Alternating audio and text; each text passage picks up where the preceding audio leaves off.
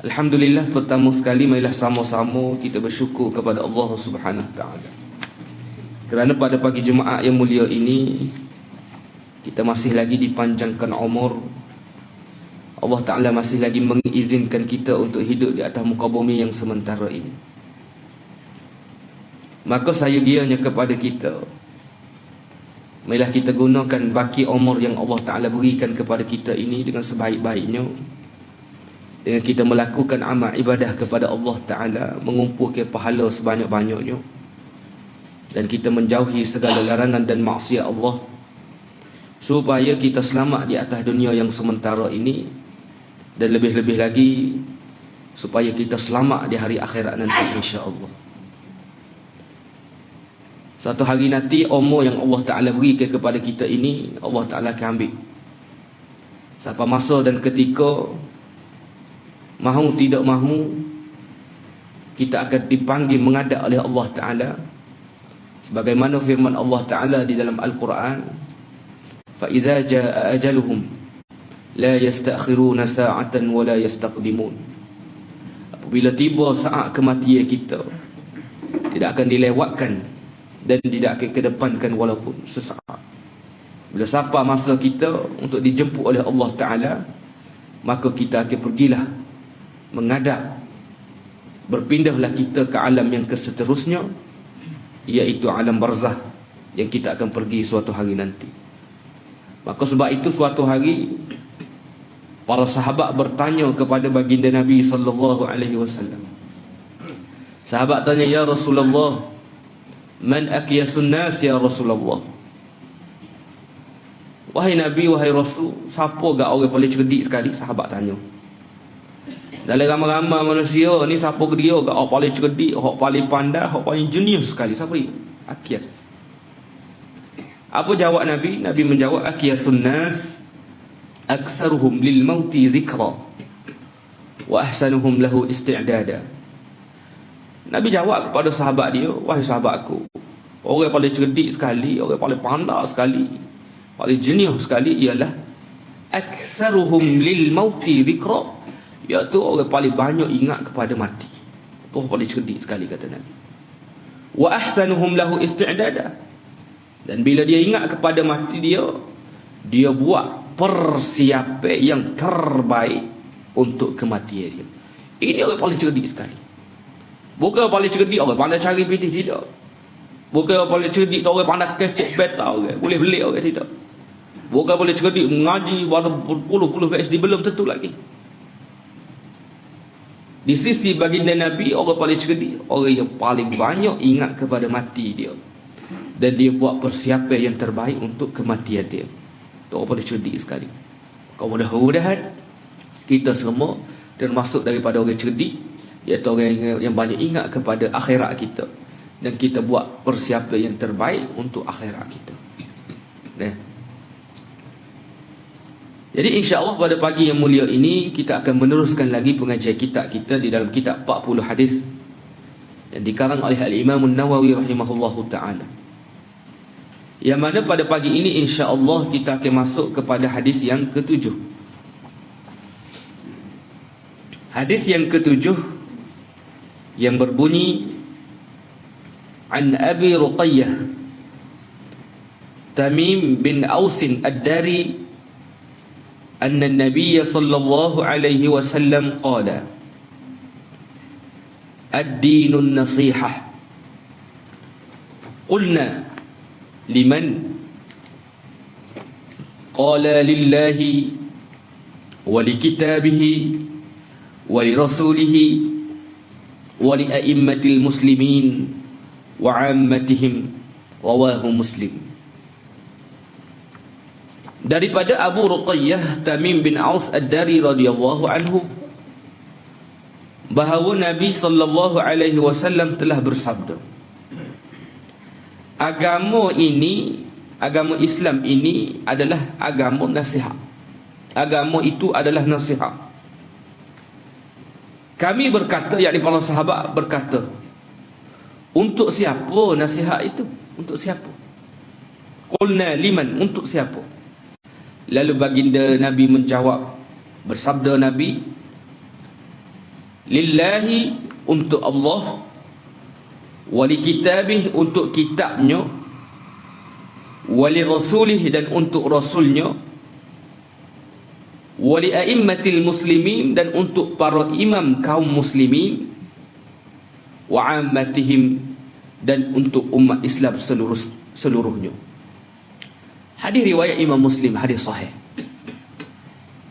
Hadis yang kita belajar pada pagi ini merupakan hadis yang ketujuh daripada susunan kitab yang disusun oleh Al-Imam An-Nawawi.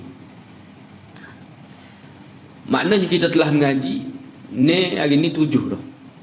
7 hadis dah. Maka daripada hadis yang kita telah belajar ini, mudah-mudahan apa yang kita telah belajar dapat memberikan orang panggil pengertian, pemahaman kepada kita. Kerana hadis ini sifat dia untuk memberikan kefahaman kepada kita tentang agama Islam kita. Maknanya biar kita mengaji hadis ni, biar kita semakin faham, semakin dekat kita dengan Nabi, semakin dekat kita dengan Allah Ta'ala.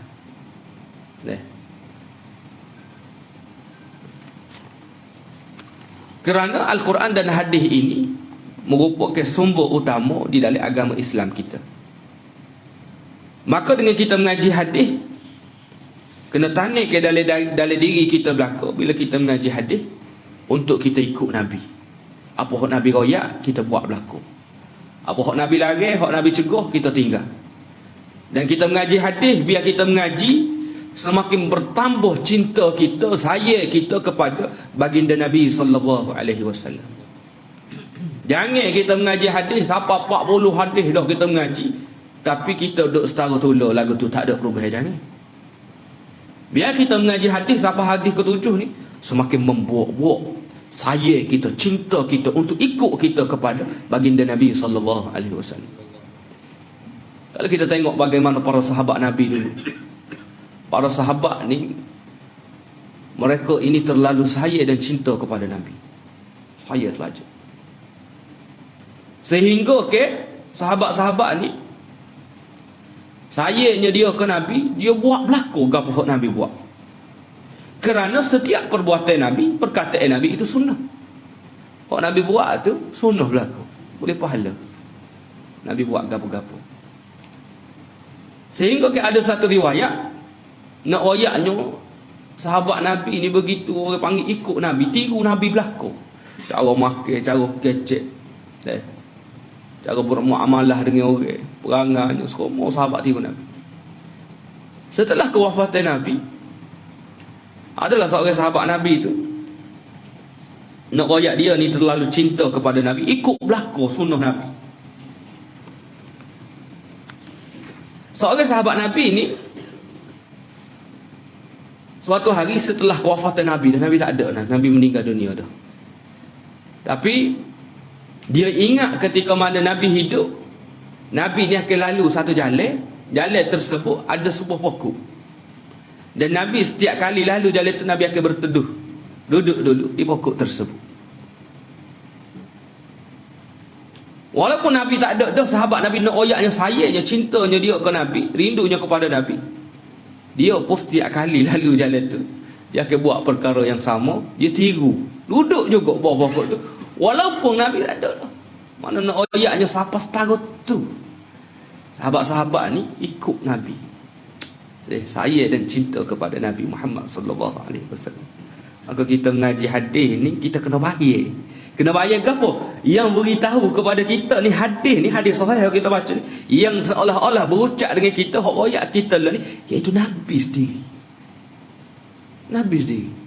Sebab tu adalah kitab Sunan Tirmizi, di akhir kitab dia tu, di akhir sunan tu, dalam kitab hadis dia, ada satu, dia kupu hadis-hadis berkenaan dengan syama'il Muhammadiyah, berkenaan dengan kepribadian Nabi sallallahu alaihi wasallam.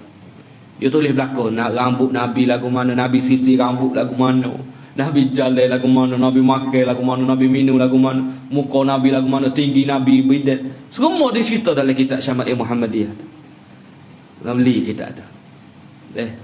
Ulama kata Siapa-siapa yang ada kitab tu, seolah-olah Nabi tu duduk dalam rumah, kerana dalam kitab tu cerita siapa Z hadis-hadis berkenaan dengan sifat Nabi. Kena beli tu kitab tu. Asal bahasa Arab, tapi lah ni pun sudah ada terjemahan ke dalam bahasa Melayu pun ada tu. Boleh baca kerana sifat Nabi. Nabi lagu mana cara dia sisir rambut. Kita ni bojeng rambut, bojeng juga. Tapi kita guna lagu mana bojeng kita tu, ikut siapa dia. Tapi kalau orang hak saya ke Nabi, cinta ke Nabi, dia akan buat rambut dia cara Nabi dia, makan cara Nabi, tidur cara Nabi, dia akan tiru Nabi belakang. Begitu jugalah kita mengaji hadis ni. Sampai hadis ke-7 dah kita mengaji, maka harapan ambonya untuk diri ambo sendiri dan kita belakang, kita mengaji hadis semakin bertambah saya cinta kita, ikut kita kepada baginda Nabi sallallahu alaihi wasallam. Maka hadis yang ke-7 ini daripada Abu Ruqayyah Tamim bin Aus Ad-Dari radhiyallahu anhu. Dia kata Nabi telah bersabda. Nabi sebut dalam hadis ini, ad-dinun nasihah, agama itu adalah nasihat. Agama Islam ini merupakan satu agama yang mana berbentuk menasihati akhir orang lain. Agama kita ini, agama Islam, agama yang memberi nasihat. Yang mana nasihat itu apabila ditanya kepada Nabi, untuk siapa nasihat tu? Tidak ada untuk orang lain. Nasihat ini yang pertamanya untuk Allah, untuk kitabnya, untuk Rasulnya, untuk para imam kaum muslimin, dan juga untuk umat Islam seluruh. Jadi nasihat ni untuk semua, untuk kita belakang. Pertama sekali nasihat itu kita beri nasihat kepada orang, ialah untuk Allah. Kita beri nasihat kepada orang, kita mengajar kepada orang, kita mengajak orang kepada kebaikan, maka tidak ada tujuannya kecuali untuk Allah Ta'ala. Maka sebab itulah hadis ini, walaupun hadis yang pendek, kita kata hadis ni tak panjang mana, tapi memberikan makna yang sangat mendalam. Kerana nasihat inilah suatu benda yang sangat besar. Kita memberi nasihat kepada orang, kita orang mengajak orang kepada kebaikan, itulah asas di dalam agama kita. Dan asas inilah yang dibawa oleh baginda Nabi sallallahu alaihi wasallam, iaitu Nabi mengajak orang kepada agama Islam. Mula-mula Nabi menerima wahyu, Nabi terima wahyu. Bila Nabi menerima wahyu, Nabi ajak orang-orang yang terdekat dia untuk masuk ke dalam agama Islam. Isteri dia sendiri, Sayyidatina Khadijah, Sayyidina Ali, orang-orang terdekat dia. Sehinggalah mendapat perintah daripada Allah Ta'ala, turun pula wahyu yang seterusnya untuk diberitahu kepada orang secara keseluruhannya, secara umum. Maka teknik yang digunakan oleh Nabi ialah dengan mengajak orang kepada Islam, dengan memberi nasihat. Maka teknik inilah yang digunakan oleh Nabi sendiri, para sahabat, para alim ulama, para tabi'in, sahabatlah kau zaman kita lah ni, ialah dengan memberi nasihat kepada orang. Tujuannya tidak lain tidak bukan untuk Allah, untuk kita, untuk Rasul, dan untuk umat Islam keseluruhannya. Baik. Maka apa yang kita fahami daripada hadis ini ialah nasihat yang pertama, iaitu lillah, untuk Allah. Yakni beriman kepada Allah Ta'ala, dan juga kita ikhlas di dalam berbuat ibadah kepada Allah, serta mentaati serta menjauhi segala larangan Allah Ta'ala. Sebab itulah Imam Ghazali dia sebut dalam kitab dia, dalam kitab Ayyuhal Walad, di awal-awal kitab dia, dia ajar cara untuk menasihati orang dan cara untuk kita menerima nasihat. Sebab kita nak nasihat apa orang ni bukan senang, payah. Dia kena ada cara nasihat orang. Kalau tak kena cara, meneting orang. Kalau kita nasihat orang je lah kau. Dan kita nak ajak orang buat baik contohnya. Anak-anak kita kau, adik-beradik kita kau, dia nyanyi tak semaya bel lagi. Semaya bel pun duk aurat tak tutup, baca Quran pun tak kerti lagi, masjid pun tak boleh mari, tua-tua dah nak mati dah. Kita nak royak lagu mana, nak nasihat lagu mana. Memang kita sayang dia. Sayang dia kerana Allah, kita nak dia masuk syurga juga. Tapi kita nak memberi nasihat kepada orang itu nak ke mana? Ada ke dia beri nasihat orang kasar? Dia kata, mu ni tua nak mati sak dosa, dah tak lagi masjid lagi. Lah kau dah, kalau lagu ni enggak dah. Kau ni dengar marah dah. Oh, sedak nasihat kepada orang demo. Memberi nasihat kepada orang ni kena ada teknik dia. Itulah yang diajarkan oleh Allah Ta'ala dalam Quran. Allah sendiri tak? Allah Ta'ala sendiri pun ajar. Ud'u ila sabili rabbika bil hikmah wal mau'izatil hasanah. Tuhan kata hendaklah kita mengajak orang ni, beri nasihat ke orang. Kepada Allah Ta'ala kita ajak orang mari kepada Allah bil hikmah, dengan bijaksana. Wal mau'izatil hasanah, dan dengan memberikan peringatan yang baik kepada mereka. Tapi orang kita ni kasar masalah. Kasar. Maka ikon neraka selalu. Oh, jadi kejutlah kawan tu. Maka kita nak mengajak orang, nak memberi nasihat kepada orang, kena cerdik, kena pandai. Kalau mengikut Profesor Dr. Muhayya waktu ceramah dalam Hakim tu, kita nak memberi nasihat kepada orang, sebelum kita beri nasihat tu kita kena puji dia dulu 5 kali paling kurang.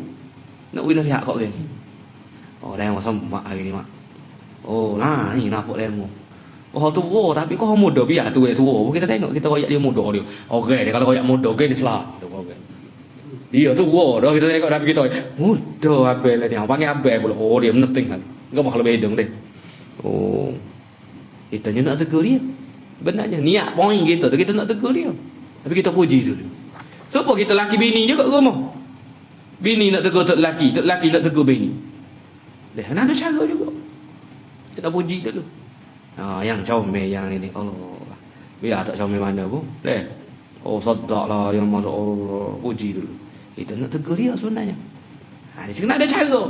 Kalau kita tegur direct begitu, maka kanjaklah dia ni. Ngepek sebako kita. Orang tena ni. Maka kita nak mengajak orang itu kena cerdik, kena pandai. Kenalah bil hikmah dan memberikan peringatan yang baik. Itu kena belajar pula. Begitu juga kita dalam menerima nasihat. Tak diberi nasihat. Kita nak menerima nasihat. Bila kita mari dengar orang mengajar, bila orang mari nasihat kita, kadang-kadang hak beri nasihat kita tu orang lebih kecil daripada kita. Kadang-kadang pergi ke anak budak lagi beri nasihat kita. Maka kita ni bila orang beri nasihat, ada cara juga untuk kita terima nasihat, iaitu kita kena berlapis dada. Oh, mujurlah dia tegur aku. Mujurlah dia beri nasihat kat aku. Kalau tidak aku tak khabar selama kini. Duk galik dengan dunia. Duk sibuk cari dunia saja, semayang bel pun duk. Tak boleh mari masjid lagi tua dah. Quran pun tak kerti baca lagi. Maka bila orang tegur, kita pun boleh berubah. Alhamdulillah. Untuk apa nasihat itu? Ialah untuk tidak lain tidak bukan untuk diri kita sendiri juga. Untuk kita ini selamat di dunia dan selamat kita di hari akhirat nanti.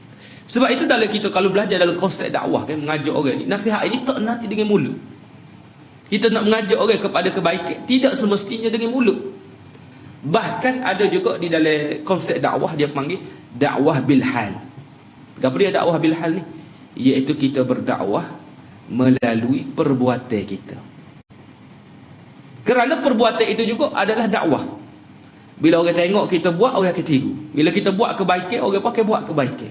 Dia bagi dakwah bil hal. Dan dakwah bil hal inilah yang telah menyebar ke agama Islam ke seluruh Nusantara. Indonesia, Malaysia, Brunei, Singapura, Thailand masuk Islam habis hasil daripada dakwah bil hal. Iaitu dakwah bil halnya daripada ulama Hadramaut. Ulama Hadramaut dia mari berdakwah mula-mula sekali, dia mari ke Asia ni, dia masuk Indonesia. Dia pergi berdakwah ke Indonesia. Dia mari dengan kapal laut, tak ada kapal terbang lagi masa tu. Maka dia mari berdakwah ni nak sebar Islam ke Nusantara ini. Maka dia mendaratlah di tanah Jawa disebut di Indonesia. Maka bila dia sapa ni, masa tu orang Indonesia, masyarakat Asia masa tu masih lagi menyembah agama yang mirip kepada Hindu. Dia agama Hindu. Dan ada juga tak ada agama orang panggil sembah pokok-pokok dan sebagainya. Tak ada agama lagi for dia. Maka ketika itunya zaman beraja, Indonesia apa ada raja, macam kita lah ni buatlah, ada raja masih kekal lagi sampai kali ni. Apa orang Arab ni buat? Orang Hadramaut saat ni. Mereka itu berdakwah bil hal. Mari nego. Dalam bentuk nego. Dia mari nego. Cuma dia negonya, dia tunjuk ke akhlak Islam. Dengan ramahnya, dengan baiknya. Dan dia ni setiap kali dia nego, dia melebih ke timbangnya semua. Jadi orang masa tu pelik. Kerana masa dulu sahulah curi timbangnya. Orang dulu sahu curi timbangnya. Dia beli gula sekilo, tak apa sekilo pun. Beli beras, tak apa sekilo pun dia curi timbangnya. Tapi Arab ni, orang Islam saat ni, Hadramaut saat ni, dia berdakwah, dia lebih sama kau orang. Lebih. Orang nak beli sekilo boleh lebih. Ui kau tu lagu, saya lagu boleh. Kau sekali orang pelik. Siapa dia ni? Sumpah malaikat ni kok dia ni dengan cuhnya. Akhir sekali mengambil perhatian raja. Siapa raja pula jepuk. Akhir mana ke apa semua sekali. Akhir sekali raja masuk Islam. Habis semua orang masuk Islam berlaku. Kalau kita tengok dalam sejarah memang gitu. Dia zaman Majapahit dulu lagi. Kita tengok. Orang dulu bila raja masuk Islam, pakak masuk Islam berlaku. Hasil daripada dakwah bilhal. Dakwah dengan menunjuk ke kebaikan. Maka sebab itulah juga konsep dakwah kita dalam keluarga kita. Kita nak nasihat anak-anak kita. Kadang-kadang kita sendiri tak betul jalan. Kita nak suruh anak kita jadi juru. Kita nak suruh anak kita jadi soleh, solehah. Tapi kalau kita sendiri tak semaya baik, kita tidak menunjukkan contoh yang baik kepada anak kita, lagu mana anak kita nak semaya baik. Sebab kata ajar anak dia jalan. Dia jalan belok, anak dia berjalan belok luka. Orang tak boleh nak ajar dia jalan luka. Supaya kita juga nak anak kita jadi juru, kita tak juru, tak boleh, tak jadi. Anak ni dia akan tengok pok dia lagu mana, mak dia lagu mana. Sebab itu kalau kita pergi sekolah, kita ambil ceramah sekolah, kita tanya budak-budak, apa dia hak semaya ke mau? Siapa dia hak tak semaya? Budak dia jujur. Hak semaya tu berapa ramai aja hak semaya. Hak ramainya hak tak semaya. Tak panggil belakang. Kita tanya budak, apa tak semaya? Tahu dia kata mak ayah dia tak semaya juga. Oh padai pun. Anak tak semaya pasal mak ayah pun tak semaya juga. Maka sebab itu di dalam kita memberi nasihat tidak semestinya dengan mulut, tapi nasihat itu juga dalam bentuk perbuatan kita, maka anak-anak kita akan tiru. Maka sebab itu yang pertama, nasihat itu ialah untuk Allah. Yang kedua itu kitab, yakni kita yakin akan kitab, yakni Al-Quran, kalamullah. Yang mana itulah sebagai manhaj hidup kita. Yang mana kita Al-Quran ini sesuai sepanjang zaman. Dan hendaklah kita ini berusaha untuk kita memperelok ke baca Al-Quran kita dan memahami isi kandungnya. Yang kedua untuk kita itu, maksud kita ialah Quran lah. Kita umat Nabi Muhammad, iaitu Al-Quran. Maka hendaklah kita ni berusaha untuk boleh baca Quran. Awak ingat tu gambar besar? Dia kata pesan ke orang masyarakat ni, pesan kepada dia, jangan sekali-kali kita mati dalam keadaan kita tidak pandai baca Quran. Jangan mati lagi. Kalau tak pandai baca Quran, jangan mati lagi. Kerana apa kita nak jawab di depan Tuhan esok kalau Tuhan tanya, kita ni nanggo kau kiamat mari atas dunia tak pandai baca Quran. Baca WhatsApp boleh, baca Facebook boleh, baca surat khabar boleh, tapi baca Quran tak pernah belajar. Apa kita nak jawab di hadapan Allah Ta'ala? Sedangkan Al-Quran itu adalah kalamullah. Al-Quran itu ibarat surat cinta Allah Ta'ala kepada kita. Tiba-tiba kita ni tak pandai baca Quran. Nak jawab ke apa? Bukan kita orang panggil nak lepas, tak boleh. Tuhan beri masa kau kita, Tuhan beri rezeki kau kita. Tak boleh ayat tak ada, Allah tak ada lah. Masa dunia dalam apa sibuk cari dunia. Nak jawab lagi sesuatu. Tak ada ustaz ngajar. Mana tak ada.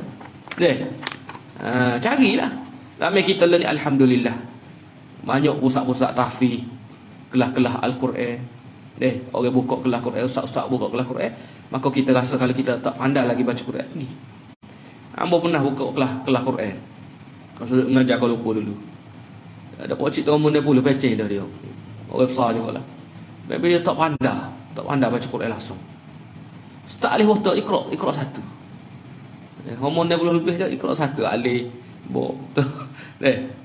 Tapi kita puji dia, maknanya walaupun dia tua, mana hidayah tu ada dia dan taufik tu ada dia, mana dia kesanggupan untuk belajar tu. Mana start alih waktu. Mengenal dia botol. Tak kenal dia botol lagi dia. Tak, kita tak ada sahabat tahap tu kawan. Mana kita ni kena belajar lah. Cari ustaz, cari tok guru. Biar kita ni pandai baca Quran. Biar kita ni baca Quran, biarlah tak serupa Imam Sudai pun. Biarlah tak serupa Imam Sa'ad Ramidi, serupa tak Imam Qah pun. Tapi kita pandai baca Quran. Jangan duk ngakak Bismillahirrahmanirrahim. Betul tu. Leh. Waladdallin. Tokah habis huruf. Mana tak betul lagi dah tu. Tak betul lagi sebutan kita. Kena cari ustaz, kena cari tok guru. Betul baca Al-Quran kita. Supaya kita ni orang panggil mati dalam keadaan Allah Ta'ala redha kepada kita. Kena usaha. Tak apa kalau kita mati dalam keadaan tak pandai pun. Tapi yang penting kita usaha. Malah kita mati dalam keadaan belajar. Ingat ada murid hamba dulu. Budak sekolah tahfiz. Dia hanya tak boleh sebut apa huruf ra. Kalau kita suruh apa? Kita suruh dia berdiri, berdiri dengan mulut. Dia tak ada peluru. Orang lain ada peluru belakang. Dia jadi ra dia tu tak boleh sebut ra. Jadi dia baca Bismillahirrahmanirrahim. Jadi apa dia hamba suruh dia ulai. Ulai buat latihan kata. Memanglah orang panggil itu orang panggil lidah dia oleh kerana lidah. Tapi boleh dilatih sebenarnya. Jadi dia berlatih. Esok pula. Tak ada peluru lagi. Ayat dia. Dianya. Tapi dia tak putus asa. Last sekali jadi ada peluru. Last sekali ada sikit-sikit. Bunyilah sikit-sikit. Lama-lama boleh sebut. Boleh tak boleh. Alhamdulillah kata. Mana boleh. Kalau dilatih tu boleh. Setara burung hak tak boleh kecek orang latih boleh kecek. Dekat lidah manusia ni tu saya buat ni. Boleh kalau kita latih. Boleh sebenarnya. Hak tak boleh nyokih malah kita mengaji. Bila tak mengaji tak ada arah. Bila ada malas sebut tak ada ubat lah. Payah nak ubat lah. Maka sebab itu kita hendaklah kita berusaha untuk kita ini memperelokkan bacaan Al-Quran kita. Dan di samping itu kita memahami makna Al-Quran. Biar faham makna Al-Quran. Yang paling kurang kita kena faham makna Fatihah. Tak apa dah. Kita duduk baca semua semaya. Bila kita faham makna Al-Quran ni, kita lain sikit. Kita semaya tak akan jadi khusyuk. Kita semaya pun rasa tenang. Pasal kita faham makna ni. Macam surah sejadah kita baca dalam semaya subuh pagi tadi. Dalam surah sejadah tu kalau kita faham boleh teriak kita. Makna dia Allahu Rabbi. Tuhan cerita pasal akhirat, Tuhan cerita pada mahsyar esok. Tuhan cerita umur akhirat lagu mak, Tuhan cerita dia cipta langit bumi. Kalau kita faham hak tu kata teriak kita. Kita baca pula surah Al-Insan rakaat kedua. Surah Al-Insan tu Tuhan cerita nikmat syurga lagu mana. Tuhan cerita nanti kita mati nanti. Wildanun mukhalladun bi akwabin. Tuhan cerita dalam syurga adanya budak-budak yang melayar kita, wildan nama dia, wildanun mukhalladun. Nikmat je dalam syurga ni. Maka kalau kita faham tak suka kita Allah. Maka sebab itu kata dalam kefahaman dalam hadis yang kita baca pagi ni, nasihat itu juga di dalam kita memahami kitab Allah. Di samping kita boleh baca dan kita faham makna dia. Kemudian nasihat ini juga li rasulih, bagi nabi, bagi rasul. Yang ni hendaklah kita membenarkan ke Nabi, kita ikut Nabi, kasih kepada Nabi, mengagungkan sunnah Nabi, mengkaji sirah Nabi, berakhlak dengan akhlak baginda Nabi sallallahu alaihi wasallam. Kemudian nasihat juga untuk a'immatul muslimin, iaitu bagi ketua-ketua orang Islam, pemimpin-pemimpin, iaitu membantu mereka dalam tugas memimpin. Memberi nasihat kepada pemimpin ketika mana dia lupa, menghalang pemimpin itu daripada melakukan kezaliman. Maknanya pemimpin juga memerlukan nasihat. Sebab tu Perdana Menteri sendiri pun dia ada nasihat dia, okey. Tapi nak lantik nasihat tu kena orang boleh beri nasihat sungguh lah, orang pandai. Jangan lantik penasihat itu hak nasihat kita suruh cerita Piramli. Kita Piramli tu kan 20%. Tu apa nasihatnya. Makin dia semacam 30%. Lah kali Piramli jual dengan dia, dengan tuan penasihat nak jual juga. Jadi nak penasihat itu untuk pemimpin juga memerlukan penasihat. Kemudian yang terakhir nasihat itu juga li a'immatil muslimin wa 'ammatihim, terakhirnya iaitu untuk masyarakat kesemuanya.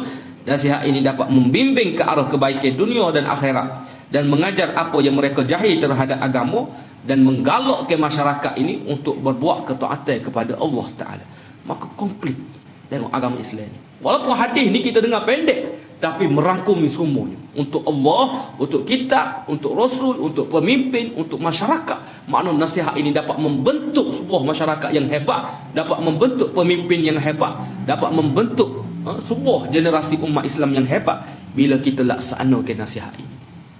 Tambah kata, walaupun hadis pendek, tapi kalau kita fahami, kita hayati betul-betul, memberikan makna yang sangat besar sebenarnya. Dapat membentuk sebuah negara yang hebat, masyarakat yang hebat, dan menjadikan diri kita diri yang hebat apabila kita melaksanakan nasihat di dalam kehidupan kita. Tapi payah. Oh ya boleh. Payah nak ajak orang ni. Nak nasihat orang ni payah. Payah. Maka payah pun kita usaha. Kita usaha sebagaimana disebut tadi, bil hikmah, dengan kebaikan, bijaksana, wal mau'izatil hasanah, dengan menggunakan peringatan yang baik. Tinggal lagi kalau dia tak terima juga, tak ada arah dah. Yang penting alik kita kena royak. Sebagai tok guru, alik ulama, kita sebagai Islam, kita kena mengajak orang kepada kebaikan. Dia tak terima, ikut dia lah. Kerana hidayah itu milik Allah Ta'ala. Kita alik kita royak. Cuma royak tu kena berhikmah. Jangan kita royak dengan takir. Dia nak ajak orang kepada takir semacam. Bila takir, orang lari. Orang tak masuk dekat. Maka kena cerdik lah. Kita jadi tok ustaz ni, dalam ceramah kita mengajak orang kepada kebaikan, jangan terlalu keras, jangan terlalu lembut. Keadaan keras tak boleh juga. Kena keras juga tengok keadaan. Tapi keras saja pun tak boleh juga, kena ada lembut juga. Maka kena, orang panggil kena seimbang di antara itu. Kadang-kadang kena keras, kadang-kadang kena lembut. Mana kita kena masuk dalam masyarakat, kena terjun dalam masyarakat. Bukan mengajar di masjid saja, tapi kita terjun dalam masyarakat. Bagaimana kita tengok Ustaz Abid Liu, masuk pergi pak disko pun masuk. Bukan masuk disko pergi joget. Pergi disko tu makna hajuk orang. Hak dalam disko tu orang Islam saja. Hajuk dia, ui tudung ke dia. Hak duk joget-joget tu, ui tudung ke dia. Kadang-kadang hak dia ni nak kembali kepada fitrah tu, minat kepada agama. Cuma tak ada orang hak boleh ditarik dia tu. Tengok Ustaz Abid pergi mana, kat lorong-lorong coket ke mana tu lorong ke apa? Lorong Haji Hussein kalau apa Haji Tahir. Kenal besok kan. Gua ada. Lewat Haji Tahir dia so ni. Pokoknya bisa panas situ tu. Kita tengok Petino, tengok ada lekuk jatuh rupanya. Banyak rupanya. Berapa ni kita diajak dia? Tak aja. Tak berani. Rusak Abid dia biasa dia boleh kira. Pergi jumpa budak-budak tak tidur tengah malam, pukul 1 tak tidur, budak-budak amuk pacuk, skihik ke apa tu. Mari kita kena terjun dalam masyarakat. Untuk apa? Untuk mengajak mereka kepada Allah Ta'ala. Mari kita buka pintu asbab. Hidayah milik Allah Ta'ala, cuma kita ni usaha. Banyak kekurangan, hamba sendiri pun banyak kekurangan, kita sendiri banyak kekurangan. Kita cuba ubah supaya nasihat ini memberi kesan kepada kita semua, untuk diri kita sendiri dan untuk semua masyarakat. Kita ajak. Begitu juga masjid ini perlu memainkan peranan juga. Masjid ini memerlukan orang panggil, jangan kita eksklusifkan untuk sesuatu golongan, jangan. Maknanya kita kena buat program untuk anak muda, program untuk remaja masjid ni, supaya anak-anak muda, budak-budak suka mari masjid. Lah ni budak-budak takut mari masjid, kena marah dia kata. Apa kena marah? Tahu dia kata apa marah. Pasal budak ni nakal sikit mari masjid, biasa dia ada budak. Kalau orang tua tu pelik, budak biasa dia ada. Tu orang tanya Ustaz Zahid dulu, bagaimana Ustaz budak ni mari masjid gagal sehingga mengganggu. Ustaz Zahid kata budak ni sifat dia adalah gitu. Cuma kita kena dakwah lah. Nak ajak dia mari tu kita royak dia duduk apa orang panggil jangan ganggu orang. Selo-selo. Kita marah lalu. Tak mari budak tu tak tua dah tak marinya dia aja. Kalau kita buat lagu tu. Macam dia yang molek. Allah, bagusnya mari masjid. Ambil PTC ya. Nanti mari pula dia cuma mari dia lah jangan ganggu. Mari kita nasihat. Kalau kita tak boleh nasihat tu pun tak boleh berat benar kita. Bukan kita mengajak orang masjid, kita menghalal pun. Biasalah. Kalau kita tengok belah luar lah ni, kita lupa mana Selangor tu. Dia buat tempat khusus lah untuk budak-budak. Jadi mak ayah nak mari masjid ni tak risau. Dia siap buat nasri lah, maknanya upah orang untuk jaga budak-budak ni. Pak kita tak ada. Jadi kalau orang ada anak-anak kecil boleh pergi semaya dengan tenang maksudnya. Ada CCTV-nya, ada orang tolong jaga anaknya. Malah boleh semaya, boleh buat amal ibadah. Maka sebab tamu kata di masjid ni kita kena buat untuk selesa ke orang ramai. Kadang-kadang orang bukan tak semari. Cuma masjid tu sendiri kadang kita eksklusif ke untuk setengah orang sahaja kan ni. Sedekah ramai Nabi dulu bodoh ada supaya kita dengar dalam hadis kan. Nabi mempercepat ke semaya dia. Pasal apa Nabi dengar budak-budak gagah duk teriak ke apa semua. Nampak maknanya Nabi tak panjang ke baca dia dalam semai. Nak cerita je dalam Nabi budak-budak pergi masjid. Budak-budak pergi masjid, orang tua pergi masjid, pakak pergi masjid belakang. Maka kita kena wujud ke kembali suasana tu. Kena buat program-program untuk budak-budak ni mari masjid juga. Upah dia kau buat geng kau kapal macam kapal hamba tu masjid kapal hamba. Kita buat perlawanan futsal contohnya. Main futsal tu kita main di gelanggang futsal lah. Semua anjuran masjid. Tapi penyampaian hadiah kita suruh dia pergi semaya maghrib. Penyampaian hadiahnya antara ngori isyak. Lepas isyak bagi hadiah. Jadi ngori ni yang mari penuh lah masjid. Hok rambut polah mari, hok rambut sekat tu. Apa sekat pinggir pun mari. Pakak mari habis nak ambil hadiah ni. Jadi dia mari tu kita panggil ustaz ceramah sikit. Lekong dia deh. Maknanya suka lah dia. Lepas isyak bagi hadiah. Sebab nak hadiah ya benarnya. Tapi tak apalah mula-mula. Alah kali dia pun mari. Tu baru tarik orang ni kita tak sibuk tarik orang. Itu masalahnya. Maka kita kena ubahlah. Setelah kita mengaji hadis 7 hari ni, nasihat ni untuk Allah, untuk Rasul, untuk kita semua. Kalau kita tak buat benda ni, siapa lagi nak buat? Maka sebab tu program-program masjid kena libatkan anak-anak muda. Jangan kita tinggalkan. Belah luar lah alhamdulillah sebab tu orang ni suka tu belah luar aktif masjid dia.